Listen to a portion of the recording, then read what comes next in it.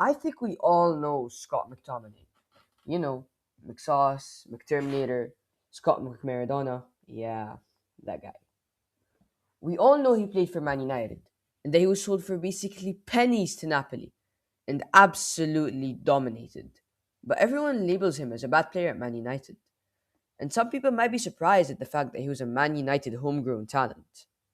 Born in England on December 8th, 1996, to a Scottish father and English mother, Scott McTominay grew up as a Man United fan through and through. And so much was his love for football that he joined the Man United Academy in 2002 at the very young age of 5 years old.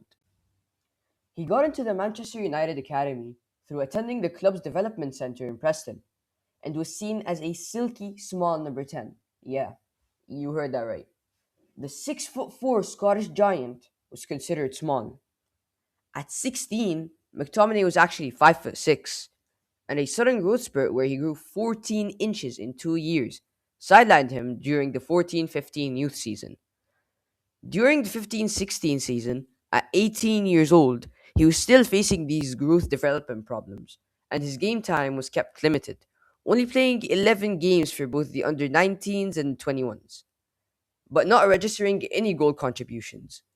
And even though he didn't have any goal contributions, he slowly began to train with the first team during the 16-17 season, and finally getting back into his rhythm in the Premier League too, which is basically the under 21 Premier League, playing 17 games and averaging around 84 minutes each game, and scoring 3 goals, but without registering any assists.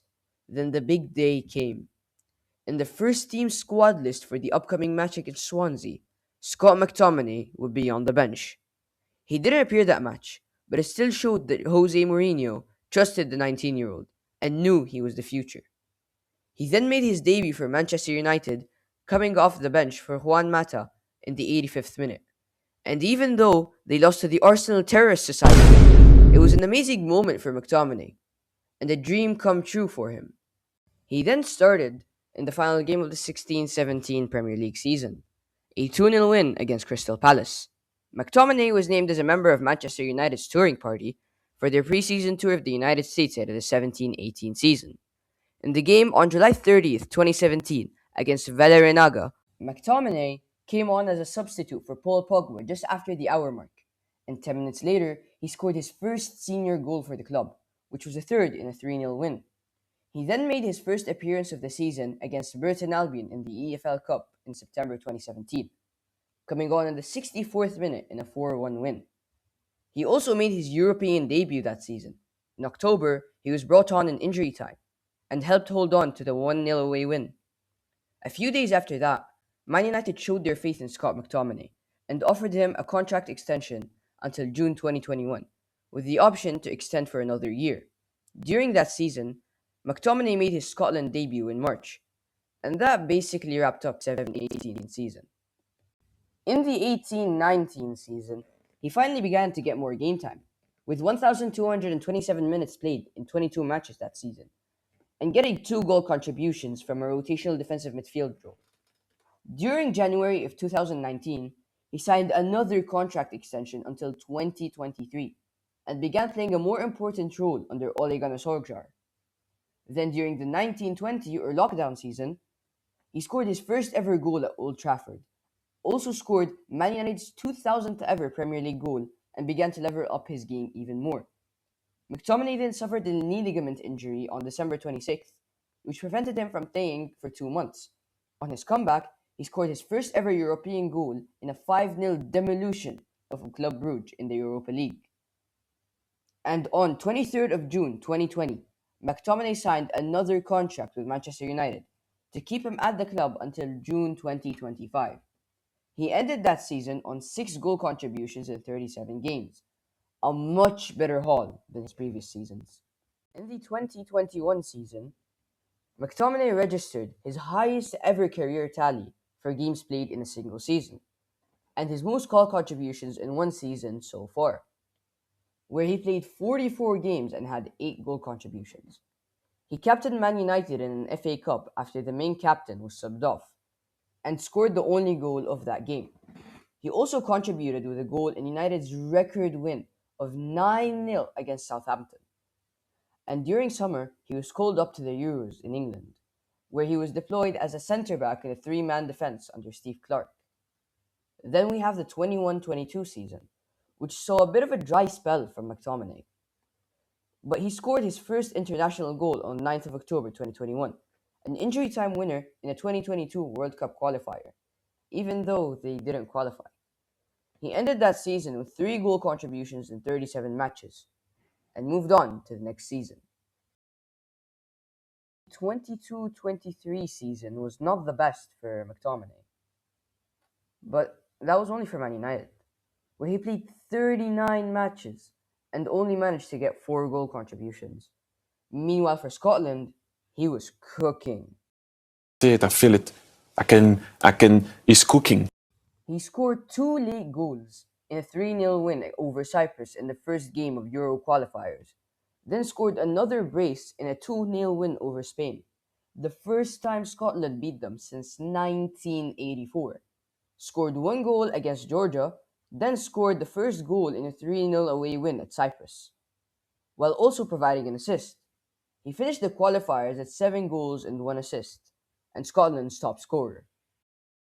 Then came the 23-24 season, where McTominay began to pick up the pace, hitting double digits on goal contributions for the first time ever, with 13 of them in 43 games. In the match against Brentford, after coming on as a substitute in the 87th minute, McTominay scored twice in stoppage time to give United a 2-1 comeback win. He scored his first ever Champions League goal away at Galatasaray in a 3-3 draw, before scoring 2 in the Premier League to beat Chelsea 2-1 the next week. McTominay captained Man United for the first time in a Premier League match in a 0-0 draw with Liverpool at Anfield. He scored and assisted in an FA Cup 4-3 thriller against Liverpool, scoring the first goal in the next round and helped Man United win the FA Cup against Man City in the final. A perfect ending to his Man United career.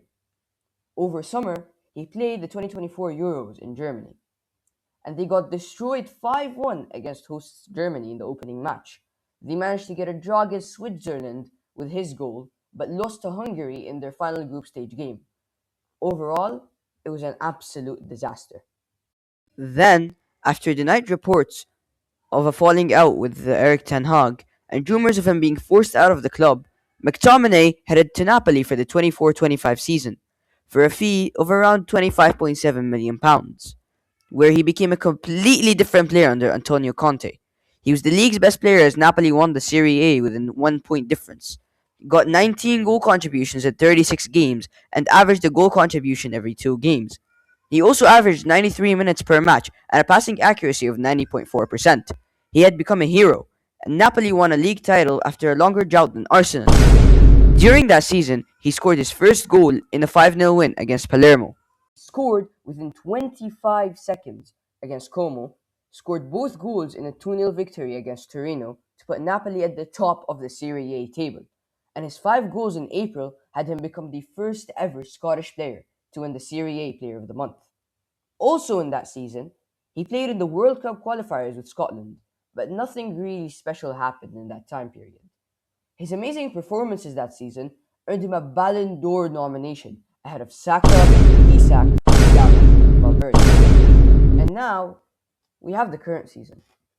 McTominay is still one of the best players in the world, has 17 goal contributions so far, and is set to play in the Champions League next season.